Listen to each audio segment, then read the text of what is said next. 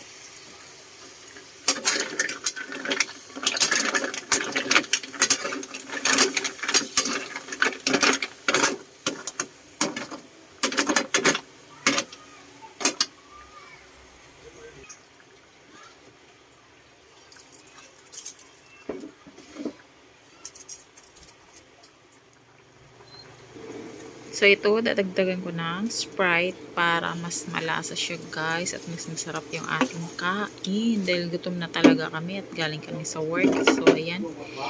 100 pesos yung isang malaking lata ng gatas dun sa may Talabahan, sa may Cavite, guys.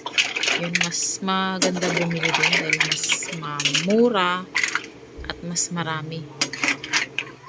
May batang nag-aantay sa aking luto dahil gutom na daw siya.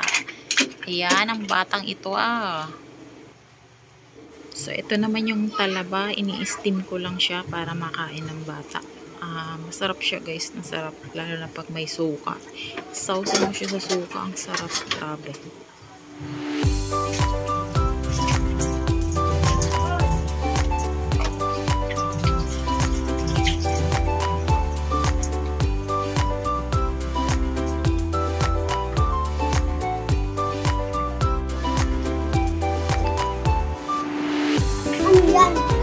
Talaba, kain ka niyan? Ha? Masarap? Ako, syempre. Kain ka niyan? May naman po. Mainit pa yan. Mayroon, ayun Nakatakit?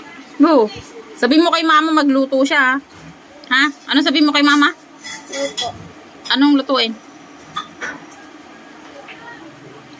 Ito, tsaka ito.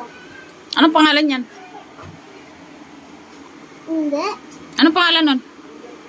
Hindi ko alam. Patay.